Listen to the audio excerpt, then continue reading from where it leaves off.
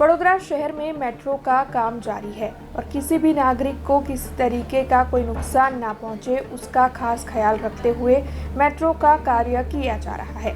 तब इसी मामले के मद्देनज़र ये फैसला लिया गया है कि शास्त्री ब्रिज को 20 जून यानी कि आज से 30 जून 10 दिनों के लिए बंद किया जाएगा और उससे ज़्यादा भी अगर ज़रूरत पड़ी तो शास्त्री ब्रिज को बंद रखा जाएगा, जिसके मद्देनज़र आम जनता को वैकल्पिक रूट्स का इस्तेमाल करना होगा। 10 दिन के लिए वडोदरा का शास्त्री ब्रिज मेट्रो के काम को लेकर बंद रहेगा। इस मामले के मद्देनज़र ज़्यादा जानकारी डीसीपी ज्योति पटेल ने दी है।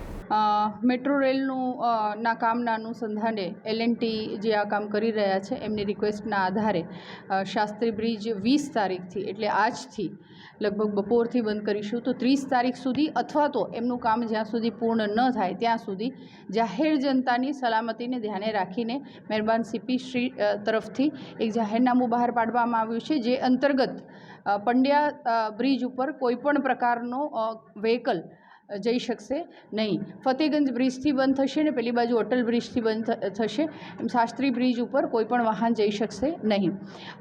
અક્ષર ચોક તરફથી એટલે કે અટલ બ્રિજના અક્ષર ચોક તરફના છેડેથી આવનાર વાહનો મનીષા સર્કલ સુધી આવી શકશે ને મનીષા સર્કલથી એમને જે બાજુ જવું હોય એ બાજુ જઈ શકશે, અટલ બ્રિજ ઉપર ચડી શકશે નહીં। એવી જ રીતે ફતેગંજ બ્રિજ તરફથી આવતા વાહનો ફતેગંજ સર્કલ તરફથી જઈ શકશે, કાલાઘોડા નર્સિંગ હોમ થઈને જઈ શકશે ને આ બાજુ ડિલક્સથી જઈ શકશે।